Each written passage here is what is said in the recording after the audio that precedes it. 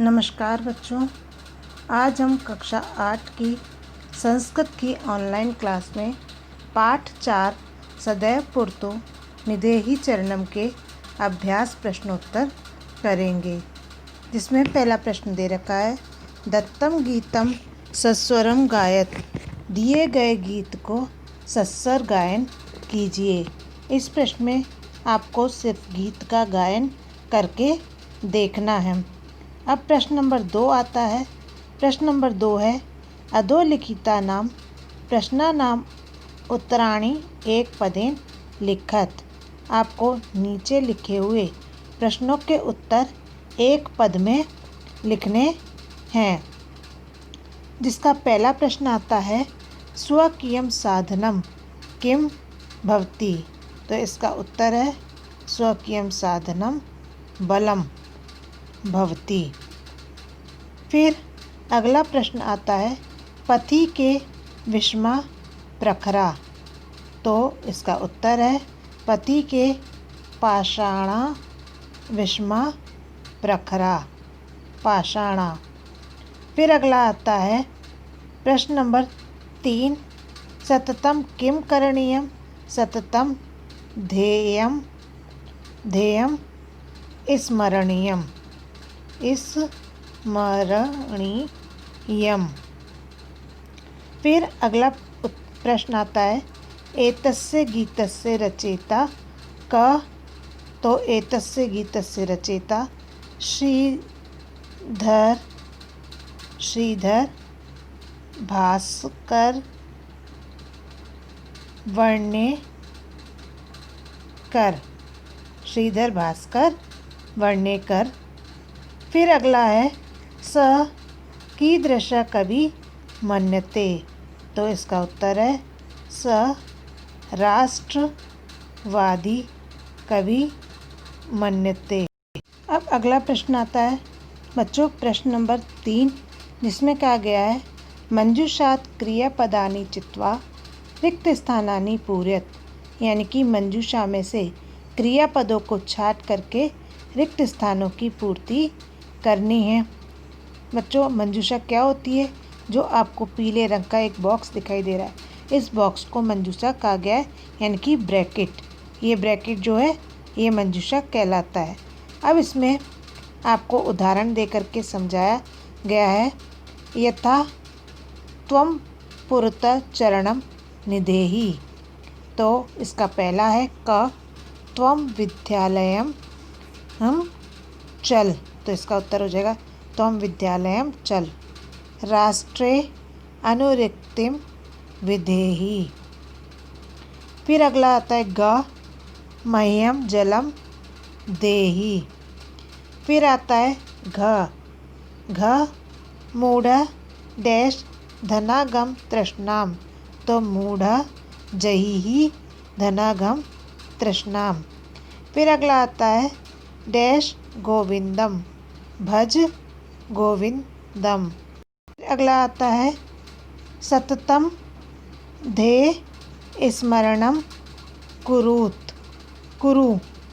सततम ध्येय स्मरणम कुरु। ये आपके जो ब्रैकेट में दे रखा है सबसे अंत में कुरु, तो ये इसमें आएगा कुरु।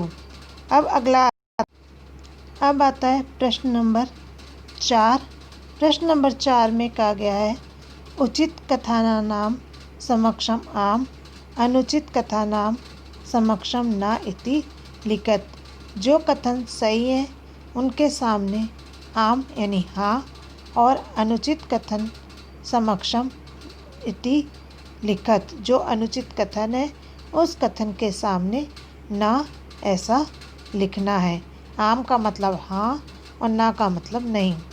फिर उदाहरण देकर के बताया गया है, पुरता चरणम निधेहि, यानी कि हमेशा आगे कदम बढ़ाओ। ये वाक्य सही है, तो इसके लिए आम। फिर कहा गया है कि निज निकेतनम गिरि शिखरे। तो निज निकेतनम गिरि शिखरे अस्ति। तो इसमें क्या आएगा? आम। हमारा घर कहाँ है? पर्वत के शिखर पर है।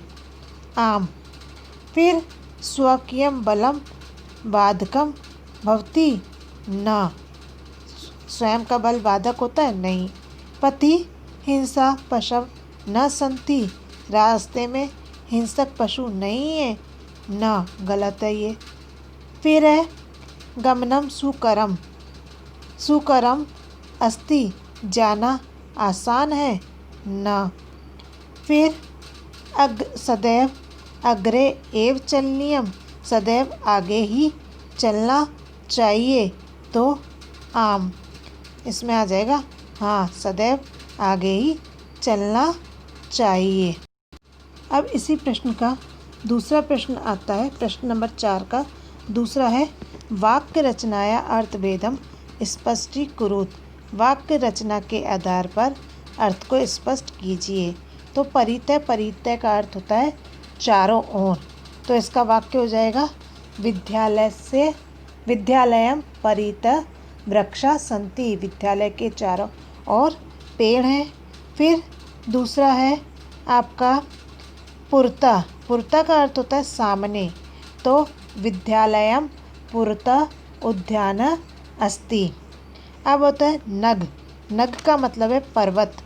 अहम नगम आरोहण, मैं पर्वत पर चढ़ता हूँ। फिर नाग, नाग का मतलब है सर्प, सर्प। नाग भयंकर भवति, नाग भयंकर होता है। फिर आरोहणम, आरोहणम यानी चढ़ना। वानरा वृक्षम आरोहणम, बंदर पेड़ पर चढ़ता है। अवरोहणम यानी कि उतरना। तो वानरा वृक्षात अवरोहणम, बंदर पेड़ से उतरता है। फिर विषमा, विषमा यानी कि अनुचित, विषम। तो स विषमा संख्या संति, वह विषम संख्या है। द्वय समा संख्या संति, दो सम संख्या है। अब आता है प्रश्न नंबर 5। प्रश्न नंबर 5 में कहा गया है मंजूषात अव्ययपदानि चित्वा रिक्त स्थानानि पूरयत। मंजूषा में से अव्यय पदों को छाट करके रिक्त स्थानों की पूर्ति करनी है। बच्चों, मंजूषा में बता चुकी हूँ क्या होता है। ऊपर मंजूषा, ये जो पीले रंग का एक ब्रैकेट दिखाई दे रहा है, उसे कहा गया है, इस बॉक्स को मंजूषा कहते हैं। अब अव्यय पदानी, अव्यय पदानी मैंने आपको पढ़ाए थे, जिसमें कहा गया था अव्यय शब्द वे शब्द होते हैं जो सभी लिंग, सभी विभक्ति, सभी काल, सभी वचनों में एक समान रहते हैं। तो आपको अव्यय पदों को छाट करके वाक्यों की पूर्ति करनी है। पहला है विद्यालयस्य डैश एकम उद्यानम अस्ति। तो क्या हो जाएगा इसका उत्तर? विद्यालयस्य पुरतः एकम उद्यानम अस्ति, विद्यालयं पुरतः एकम उद्यानम अस्ति। फिर दूसरा है सत्यम डैश जयते, सत्यम एव जयते। फिर है किम भवान स्नानम कृतवान खलु। फिर है स यथा चिंत्यति तथा आचर्यति, वह जैसा सोचता है वैसा आचरण करता है। अब अगला प्रश्न है ड ग्रामम परितः वृक्षा सन्ति, गांव के चारों ओर पेड़ हैं।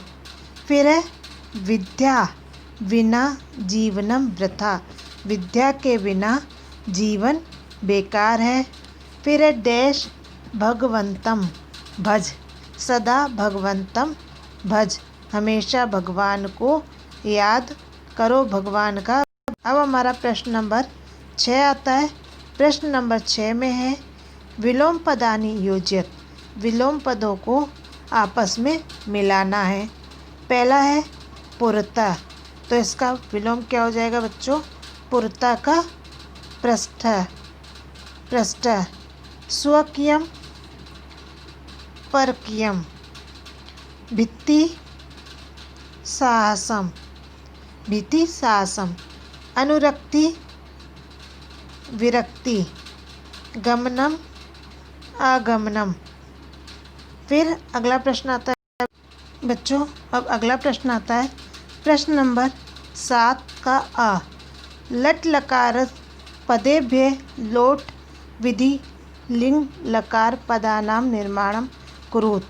लट लकार के पदों का लोट लकार और विधिलिंग लकार में परिवर्तन करके पद का निर्माण करना है। जैसे उदाहरण में दिया गया है पठती। अब पठती को लोट लकार में पठतु और विधिलिंग लकार में पठेत।